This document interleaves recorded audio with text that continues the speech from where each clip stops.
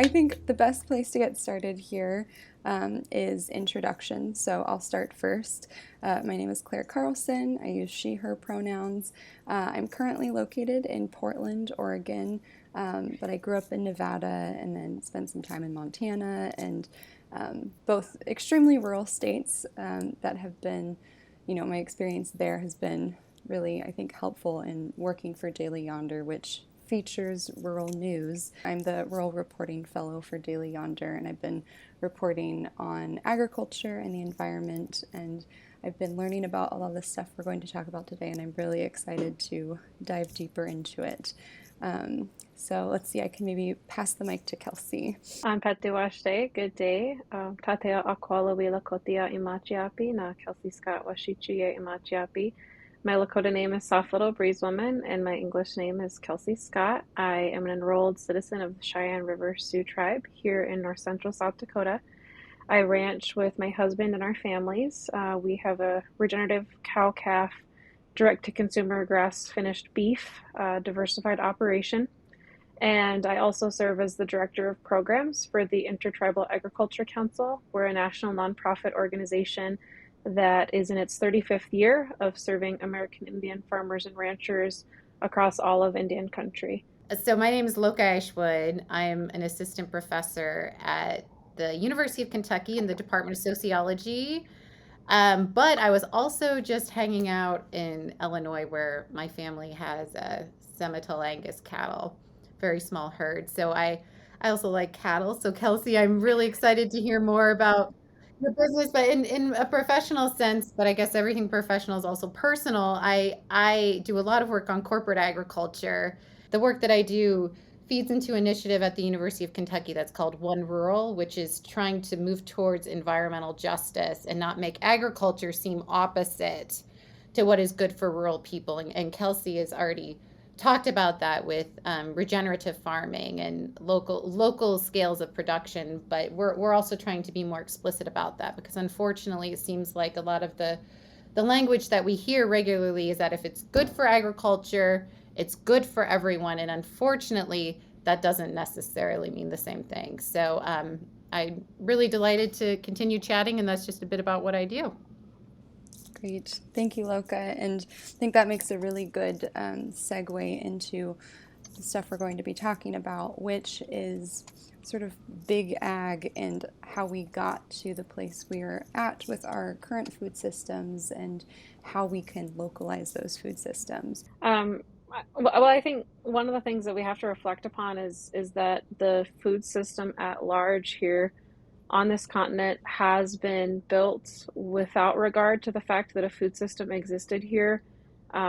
It was farm to table, it was farm to school, it was local produced, it was regenerative, it was all of those buzzwords, and it was at the stewardship of indigenous societies that all across this continent worked in tandem with nature and worked in a way that had a very thoughtful approach to the management, that had strict policies and regulations in place. I mean, we had these procedures such as food safety standards. They're embedded into our cultural teachings, and a lot of times those cultural teachings are dismissed as some sort of story or myth, and just random way of being, but that's not what it was. I mean, traditional ecological knowledge is rooted in sound scientific data and wisdom that had been passed down from one generation to the next. And there's a reason that this continent had evolved to have those particular food systems in play. It was working with what the ecosystem had to offer. It was appreciating scales of economy and different trade routes. It understood nutritional needs a lot greater than we give a whole lot of credit to indigenous societies for. And so this constant disregard for indigenous food systems and constant downplay of how, presently Indian communities or indigenous communities or communities of color at large, they're food insecure, they don't have access to nutrition, they have poor nutrition habits. That's all a lie. That's just us suffering from the symptoms of a poorly matched food system with this continent and with our ways of being and knowing. And I think that that conversation really has to start to come back to the forefront in order for us to truly address this very repetitive, history constantly reoccurring approach to how we build out the policy and the framework through which we try to redesign and relocalize our food systems. How do we do that? I think we largely look to our indigenous models and frameworks to rebuild and reconstruct what a food system should look like and what policies and expectations should be put forth into the regulatory bodies that really dictate the systems. And then we start to imagine things through that different living systems context rather than just this input output, one production cycle after another. We need to really get back to this idea of a holistic, all encompassing approach to feeding our communities not just calories, but nourishment through the foods that we are producing. And when we do that, we're going to start to see the largest impact in some of our most historically depleted economies and historically depleted nutrition pathways. And I think that's going to take a large positive toll on our rural economies as a whole. Yeah, that's beautifully put, Kelsey, and really inspiring. Um, I think that I could add to that also by thinking about the evolution from um, the way in which the democratic state itself began through forcible dispossession. So, even thinking about the roots of the United States, where does it come from? How did settlement happen? And I think diaspora is also an important context to think about people fleeing from other settings to come to other places and dispossessing others when they do come to those places. And how I think that's also related in terms of thinking about land to what Kelsey is saying. How can we stop continuous dispossession and repossession and dispossession? So so people don't have to flee. I really think that we have to come to terms, as Kelsey said, with the ways in which the democratic state draws on theorists like John Locke, who demonized American Indians and thought of if something wasn't extractive through labor, then you didn't have a right to own the land. John Locke, unfortunately, had a strong emphasis on Thomas Jefferson's thinking about you deserve the land if not just if you're growing something on it, but if you're almost extracting something from it, then your labor deserves to have the right of private property attached to it or private property ownership. And what was fortunate about John Locke is he, in his context in England, he was fighting against the aristocracy and the feudal system to try to say, but the people who are working deserve to have ownership over the land. And that was an important point. Unfortunately, his thinking was predicated on dispossession in colonies. Kelsey, I was wondering if you could talk a little bit more about the Intertribal Agriculture Council and what they're doing to kind of try to do something about that. Yeah. So first, a little brief background. The Intertribal Agriculture Council was established in 1987 on the heels of the farm financial crisis of the 80s, which was compounded by a series of natural disaster events that largely took place across the Great West, which then, based on the location of Indian reservations, had a direct impact on our tribal producers. During that era, a tribal producer, an American Indian farmer or rancher, was 5 times more likely than the national average to be foreclosed on by their financial institution. And there were tribal leaders that came together to a shared table to say, we have to do something. We need to address this with Congress. So they addressed Congress, and Congress's response was, okay, well, we'll do that. We'll provide some disaster assistance, but we want a Senate Committee on Indian Affairs to put forth a report which helps us to understand why Indian country always needs additional support. And the findings of that report indicated a historical underservice to tribal community members and a lack of applicability of existing USDA programs and their ability to be embraced or utilized by producers that were functioning on tribal or trust lands. And so we were through an act of Congress, the Intertribal Agriculture Council was established. The impact of what 35 years worth of work has had. There's now model food systems that exists within Indian communities that communities outside of reservation boundaries are looking to learn from, to embrace, and to uplift as the model which they would like to implement as they also work to address some of the shortcomings of the food system that they're currently engaged in. And you also mentioned that the Intertribal Agriculture Council started in 1987, which and this could be wrong, but this is my impression that kind of it was in that era that a lot of the monopolization, like you were mentioning, Loka, of agriculture sort of began. And I was wondering if you could maybe speak a bit to that, Loka, of the when that really started. I mean, when did these companies start merging together, and what has been the damage that caused? The corporate reconstruction and corporate control over agriculture is older than that, and I think I think when we think about how corporations have gained so much power over the U.S. economy and internationally, I always think back of one of the key phases is the corporate reconstruction of capitalism that was in the late 1800s. And why I'm going back that far is corporate power. And I think this is something that's being talked across the Midwest and out West right now is related to having power over eminent domain. So that was one of the primary purposes of corporations early on, was to get access to eminent domain so you could forcibly take property from other dwellers in service of what you could say was the public good.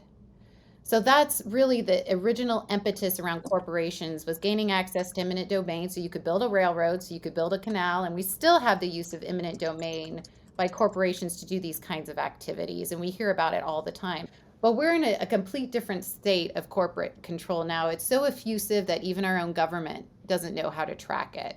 And they don't know how to track it because we're not even sure who those owners are. And just to kind of to build on that a little bit, I mean, the corporate influence still has a direct impact on my ability to do business as a small scale producer that has invested a lot of our own money into the establishment of getting into that value added food sector chain to try to promote access to more local meats here. And so it's a impact that is not only felt by people who have not yet ventured into that value added production space. I wanted to ask you both kind of what environmental injustices you've seen with corporate ag, and Kelsey especially, how the operation that you run is trying to solve some of those injustices. Yeah, so it's a little bit multifold for me individually, I guess. One of them is continuing to tell my story through the framing and the value system that we believe to be important. And it can that honestly in and of itself can be a very daunting task because there is so much negative backlash or negativity that could be put out there targeting the corporate space. But then when I do that, that's informing the value system through which my business is existing, right? And so it's unfortunate that there's this ideology around so much of this correction that has to happen falling on the backs of our producers. I don't think that should have to be our responsibility. That should be something that is from a top down sort of approach. I mean, we need justice to be upheld. Otherwise, it can't be an additional thing that are already distressed, already financially unstable, already emotionally unwell farmers and ranchers have to try to endure. Yeah, I think that's a really important thing to note, that it needs to be a top-down approach. And I'm glad you emphasized that, Kelsey, because that is a burden to put on independent producers to solve this problem. That's kind of an impossible ask and not something that we should be doing. So yeah, I really appreciate that that you mentioned that. And Loka, I'm curious if you, on the regulatory, perspective with this, like, is there possibility for a top-down approach to solving some of these issues? Yes. So I was listening to Kelsey. I was listening to you, and my heart goes out. My heart goes out to farmers and producers that are trying to stay afloat and do amazing things for their community. I think it drives some people trying to change the law to be better. Here's the unfortunate part, that what I think, unfortunately or fortunately, I think it has to come from both directions, because when I've seen the most successful stalling of the most egregious industrial agricultural practices, like in the Midwest, that's industrial scale confined animal feeding operations with hogs, particularly. And out west, I imagine, so it's more massive cattle feedlots, some hogs. And unfortunately, it's the communities that have gotten involved with taking on those very risky local dynamics of threats leveraged through the largest agricultural operators, political boundaries around Republican and Democrat. They collapse those and they come together in defense of home. And they've stopped the siting of some of these facilities, and that gets the momentum that the regulators have to pay attention. And but I've seen the pressure is coming from the bravest people on the local level that are standing up to affront these processes. Now, do I think it can change through the law? For sure. I mean, if we could change the law tomorrow to say all companies engaged in agriculture have to have public disclosure and corporate transparency about their ownership, I think it would transform the system, because then we'd know who's actually benefiting from these large scale operations. It can be done. It'd be quite simple if it was incorporated into the legal framework, right? But the bravest, most powerful people who are making that change they're getting the political momentum locally, and unfortunately, it is producers who are going up against big ag as small producers that are bearing the brunt of that, and then they have this internal conflict within agriculture for standing up for change.